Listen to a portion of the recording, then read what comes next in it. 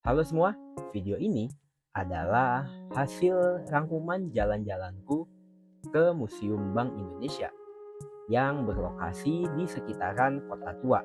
Mungkin tepatnya bisa dibilang sebelahan lah sama Museum Fathahillah. Dan buat yang mau kesini juga gampang, kalian cukup naik KRL atau komuter lain dan turun di stasiun Jakarta Kota dan tinggal jalan ke museum ini. Kira-kira ada apa aja di dalam museum ini? Dan buat yang mau tahu di dalamnya ada apa aja, ucapin selamat menonton. Halo semua, selamat pagi ya, jam 10 sih, tahu pagi atau siang ya, sekitar jam 10-an gitu. Ini aku ada di kawasan Kota Tua, dan kalau mau kesini tuh kalian bisa turun di stasiun Jakarta Kota. Stasiunnya ada di sana. Ada dua pintu. Dia bisa keluar lewat yang sebelah sini atau yang sebelah sana. Itu ada dua. Nah, kali ini aku mau ke Museum Bank Indonesia. Itu gedungnya ada di seberang situ. Dan kemungkinan sih harusnya sepi ya. Cuma biasanya kalau weekdays kayak gini tuh suka ada studi banding kayak gini. Ya, studi kolaborasi, studi banding, atau ya anak-anak sekolah yang rombongan. Oh iya, dan kalau kalian dari stasiun Kota Tua tuh kalian bisa sama keluar dari sini ya. Dari yang sana kalian tinggal belok kiri aja, nggak perlu masuk ke dalam kawasannya. Kalau dalam kawasannya sebelah sana. Jadi tinggal belok kiri aja ke kawasan ini lalu nyebrang di sini. Kita nyebrang dulu deh.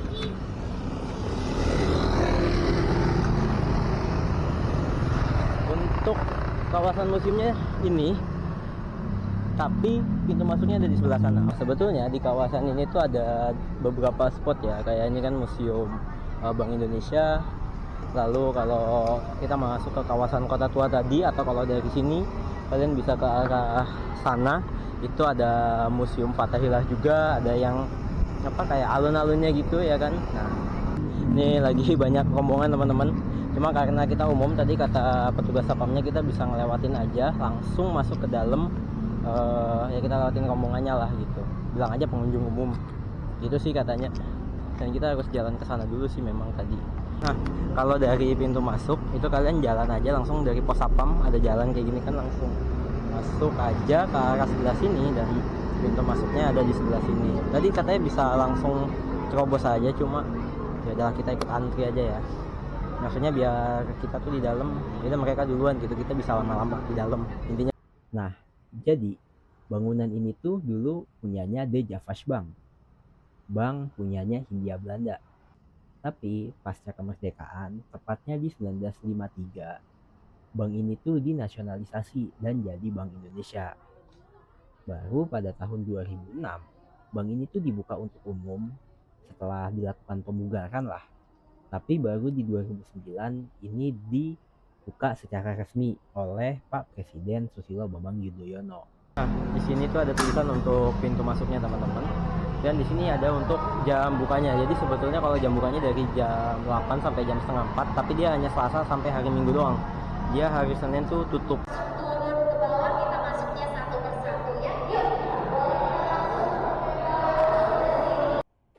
Nah, jadi kita masuk tuh dari sebelah kiri, terus tadi di tiketnya nanti dirobek, dan yang di depan ini yang kayak ruang-ruangan itu adalah tempat bertemunya nasabah dengan teller pada masanya.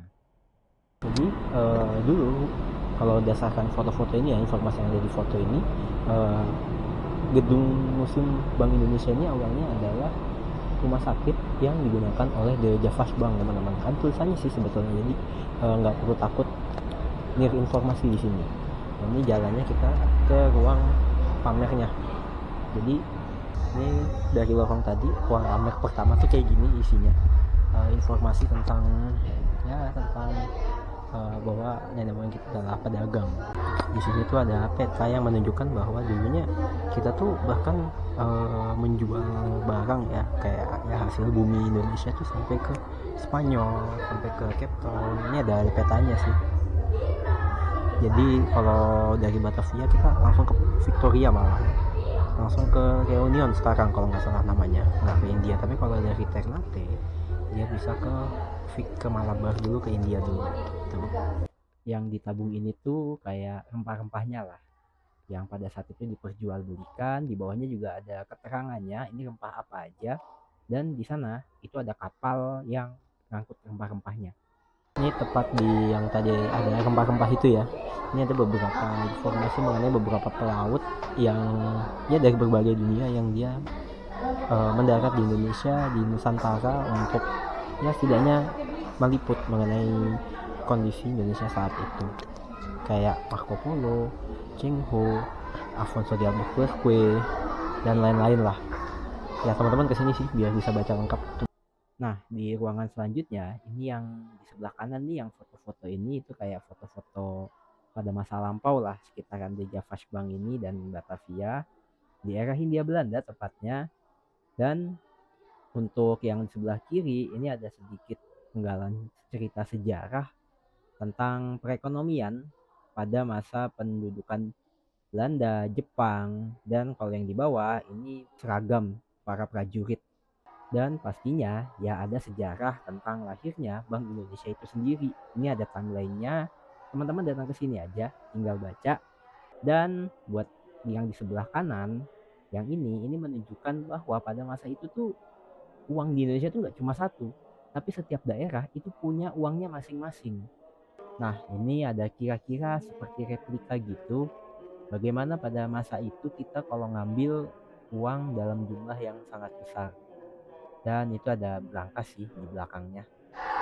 Nah, kurang lebih di ruangan ini sebelumnya itu dia menceritakan tentang transformasi bagaimana The Javash Bank menjadi Bank Indonesia, lalu ada peran-peran perjuangan kemerdekaan, dan ada uang-uang yang dicetak itu pada masa awal-awal Indonesia merdeka gitu. Jadi dari ruangan ini atau sampai ruangan ke belakang tadi ya, sampai yang ada gambar-gambar, bukan gambar ya, display yang di bawah yang di lantai itu yang seragam-seragam, itu bercerita tentang sejarah dari perjuangan Indonesia sampai menasionalisasi di Javash Bank. Jadi ternyata dari ruangan ini sampai ke ruangan yang setelah ada duit-duit dari berbagai daerah di Indonesia tuh, yang ada ilustrasi The Javash Bank yang di sana. Nah, itu ternyata itu menjelaskan bagaimana perkembangan ekonomi Indonesia yang dibagi menjadi 4 periode. Aku nggak begitu hafal juga ya, cuma ada kayak ketika ya di situ menyinggung ketika ada namanya repelita, lalu ada namanya ketika kita ada bermasalah dengan keuangan, ketika Soekarno terlalu kekeh untuk menyelenggarakan Olimpiade. Nah, gitu-gitu itu jelaskan di sini semua dan secara jelas sih, maksudku banyak tulisan-tulisan juga, dan bahkan sampai ke periode 5 itu. Ini kalau periode 5 ini dia membahas tentang ketika kita akhirnya bertemu dengan yang namanya krisis global ya. Di sini juga menjelaskan nih di yang periode kelima ini ya, di situ menjelaskan bahwa ada beberapa bank yang ternyata ditutup. Teman-teman bisa datang baca sendiri bagaimana timelinenya, ada sendiri juga, dan bagaimana kondisi ekonomi saat itu. Nah, itu teman-teman bisa baca sendiri ya. Nanti kalau kesini aku nggak akan merangkumnya karena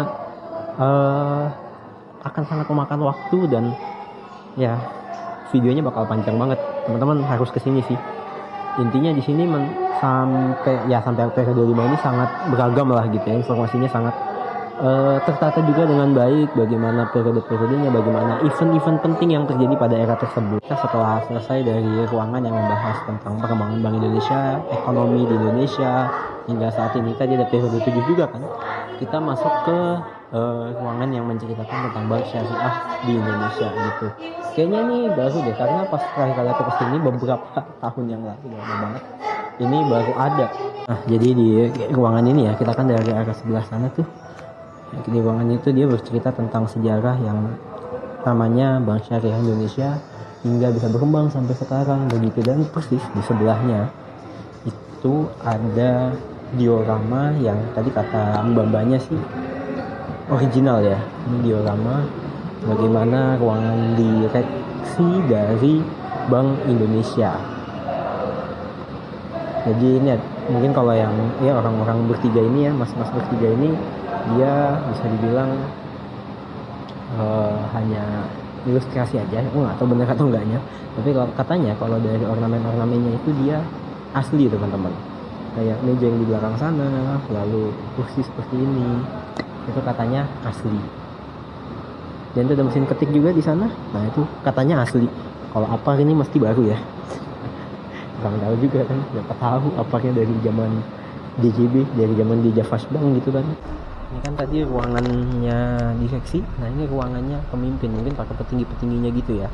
Sini ada tulisannya sih, nah, tulisannya aku belum baca, tapi yang jelas ini ruangan para petingginya pada saat itu seperti Mr. Syarifuddin Prawanegara, terus ada Lukman Hakim dan lain-lain. Itu dia berkantor di sini, berruangan di sini. Mungkin yang dimaksud para pemimpinnya itu adalah Gubernur Bank Indonesia-nya gitu. Kayak kita wawancara gitu dulu ya sama 3 bapak ini. Enggak lah, ya kali. Tapi kalau tiba-tiba nengok serem sih. Ya nggak pak, lagi ngeteh kopi tuh. Nah ini ada kita sedikit ilustrasi bagaimana ketika mereka sedang ya menyerahkan sesuatu gitu. Nggak tahu apaan, tapi ya kurang lebih begitu. Tapi tehnya habis. Kita dari sana tadi kan ya, dari pintu yang sana kayaknya nggak begitu kelihatan di kamera. Terlalu gelap. Kita dari pintu yang sebelah sana ke sini, itu kalau di tulisannya itu dia ruangan dimana segala kebijakan bermula. Mungkin bisa dibilang ini tempat rapatnya para petinggi ya pada saat itu. Kita tadi dari arah sebelah sana terus diarahin ya, dan dari sana diarahin, dan ini ternyata ada kayak lapangan gitu, nggak tahu lapangan apa, mungkin kayak tempat bersantainya para pegawai pada saat itu gitu ya. Jadi kalau lagi jam istirahat gitu ya, tempat ngumpulnya di sini tuh mungkin kalau ada upacara bisa jadi. Aku kurang tahu ya, mungkin yang tahu bisa komentar gitu di kolom komen. Ini lapangan nih di depan fungsinya buat apa. Tadi kita di depan situ, kita masuk ke sini, dan ini adalah salah satu ruang rapatnya juga. Aku kurang tahu ya, kurang paham apa bedanya sama yang tadi, tapi mungkin yang tadi untuk petinggi khusus gitu. Nah yang ini untuk direksi-direksinya rapat di sini, dan di kaca-kaca patri ini tuh nggak begitu kelihatan lagi di kamera ya karena cahaya terlalu terang. Ya mohon maaf, kalian harus datang ke sini berarti tandanya ya kan. Kaca-kaca patri ini tuh dia ada gambarnya gitu kan. Nah gambarnya itu menggambarkan komoditas-komoditas yang ada di Indonesia, dan di belakangnya ini ada beberapa foto tentang tentang si foto para petinggi-petinggi Bank Indonesia dari era di Java Bank. Dan ini jamnya kayaknya dari zaman dulu deh jamnya, soalnya masih nyatu warnanya tuh sama yang di belakang. Wow, keren sekali. Jadi ini emang ruangannya hijau, beneran dibuat hijau. Karena ini nih kaca-kaca patri yang di sini nih. Nah, itu dia menggambarkan komoditas. Kita dari sana tadi kan tuh yang ruangan yang ada hijau-hijaunya tuh yang kita kebuka. Kita ke arah sini, kita ke pelang yang ada tulisannya ruang numismatik. Aku nggak tahu numismatik itu apa, kita ikutin aja. Nah ini kita ada kayak di sebuah lobby gitu ya. Jadi ini ada tentang numismatik. Numismatik itu apa? Kalian bisa baca di sini. Karena tadi tulisan di sana kan numismatik, kalian bisa searching. Di sini juga ada kayak timeline bagaimana kondisi uang pada masa dari kerajaan di Indonesia hingga saat ini. Sekaligus di sini ada fakta-fakta menarik kayak kenapa nyebutnya uang. Ya kan? Kenapa bahasa Indonesianya tuh uang gitu, atau kenapa kita menyebutnya bank? Asalnya dari mana sih bank itu? Kenapa kita mata uangnya rupiah? Kenapa enggak kita apalah gitu selain rupiah? Nah, kita akan masuk ke ruangan koleksi numismatik. Di sini ada uang-uang Indonesia yang mana ada yang menjadi favoritku. Nah, di ruangan numismatik ini ada beberapa uang ya. Tapi aku baru baca sampai sini doang. Jadi yang unik. Oke, kita kayak di masa kerajaan tuh banyak kayak uang-uang koin macam gini ya. Uang koin atau uang-uang kecil kayak gini nih. yang kalau hilang ya udah masalah gitu kan. Ada satu kerajaan Buton, dia pakai uangnya kayak gini coy.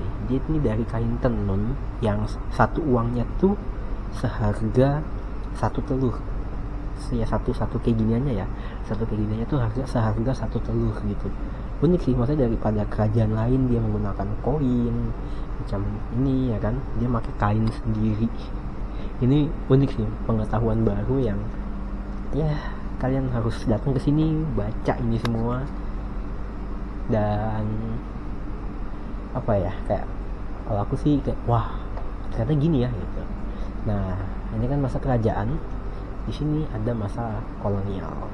Ya aku baca dulu sih. Setelah hasil baca sekilas, jadi uang kayak gini nih, uang kertas kayak gini itu muncul di era kolonial ketika pada saat itu Belanda mengeluarkan ya VOC tepatnya mengeluarkan sebelumnya ya, maksudnya sebelum muncul kayak gini, Belanda sempat mengeluarkan kayak surat berharga, kayak cek kayak gini untuk menggantikan koin-koin, lalu ditransformasi menjadi uang kertas seperti ini. Jadi satu lembarnya itu bernilai gitu. Menarik sih. Barulah setelah itu masuklah uang-uang ini beredar secara luas. Kurang lebih seperti itu sih kalau aku baca ya, beredar secara luas dengan adanya bank juga yang mencetak uang ini gitu teman-teman. Jadi awalnya kayak koin-koin gini, masih koin-koin juga ya, pada saat itu juga mereka masih pakai koin-koin kayak gini pada saat itu, cuma juga menggunakan uang kertas yang pada mulanya uang kertas seperti ini. Nah, uang kertas seperti ini yang pada mulanya dia hanya kertas tukar gitu, kertas berharga. Ini juga ada nih uang-uang yang diterbitkan oleh Jepang. Jadi pada saat itu kan Indonesia juga dijajah oleh Jepang ya. Jepang juga menerbitkan uang sendiri, uangnya kayak gini nih, kayak gini. Beda sama Belanda. Kalau Belanda kayak gini, nah kalau Jepang kayak gini dia uang-uangnya. Dan ini udah pakai kertas itu setengah rupiah. Dan nanti uang yang aku bilang uang favoritku ada di setelahnya lah. Dia uang favoritku 2,5 rupiah cuy. Cuma yang menarik di sini uang sen, kayak yang di atas ini kan uang sen ya. Ya nggak begitu kelihatan lah. Dia tuh pakai kertas cuy, sen. Biasanya kan kalau kayak kita lihat di Amerika gitu ya, sen ya udah pakai apa? Pakai koin gitu. Ini pakai kertas cuy. Unik. Ini ada beberapa lagi sih gambaran-gambaran. Jadi ini cukup banyak ya. Ya wajar sih, namanya juga apa? Museum tentang uang ya. Kayak ada uang token yang pada saat itu digunakan kayak di mana? Di kasino-kasino gitu. Jadi cukup lengkap sih. Ya lengkap lah harusnya lah. Ini uang favoritku nih, 2,5 rupiah. Aku lupa, aku punya koleksinya, cuma yang mana aku lupa. Kayaknya yang gini sih. Di sini ternyata uang khusus yang pernah dicetak BI itu nggak cuma yang 75.000 ini, tapi banyak juga tuh, terutama koin-koin. Mungkin kayak buat cenderamata gitu kali ya. Kayak apa sih? Kayak misal ada kunjungan gitu dari negara lain, atau mungkin kayak sama nasibnya sama kayak yang 75.000 rupiah ini, dia dicetak untuk memperingati ulang tahun Indonesia keberapa. Kayak gitu sih. Ini juga, ini 50.000, cuma kayak kesannya beda sendiri nih dari 50.000 yang lain pada masa itu. Di ruang tadi yang uang-uang itu kita belok kanan ke arah sini, ini kita masuk ke ruangan arsitektur, yang mana di sini mungkin ada kayak bagian-bagian dari gedung Bank Indonesia yang ditaruh di sini gitu. Kayak ya ornamen-ornamen hias-hiasan yang di pucuk atas kayak gini itu ditaruh di sini. Aku nggak tahu, kayaknya replika sih. Nekat banget ya kalau misal betulan yang original ditaruhnya, tapi feelingku sih replika, cuma dibuat semirip mungkin. Cuma ini yang ornamen-ornamennya itu nggak hanya sebatas ornamen, dia ada makna-makna tersendiri yang bisa kalian baca di sini nih. Nah, kalian baca sendiri kalau kalian kesini. Aku nggak mau menceritakan karena ya makan waktu lah gitu. Kayak aku baca dulu terus aku cerita, terus videonya akan panjang dan kan ornamen-ornamen, terus ada miniatur diorama apalah itu ya. Di bawahnya ini ada kayak media interaktif yang menjelaskan tentang sejarah arsitektur yang diusung oleh Museum Bank Indonesia ini atau The Javash Bank pada masa itu. Nah, dari diorama ini kita bisa tahu nih, ini ada, kita masukkan dari sini ya tadi ya, terus kita masuk dari situ. Nah, lapangan yang tadi di video tuh yang itu tuh, yang ini nih. Nah, lapangannya gitu. Dan di sini juga ada kayak sejarahnya tentang apa, tentang arsitektur yang diusung di. Dan setelah panjang ya kita masuk dari kita mengakhiri di kita masuk di museum arsitektur, kita saatnya keluar dan di sini ada tempat souvenir. Nah, oke. Terima kasih yang udah nonton. See you on the next video.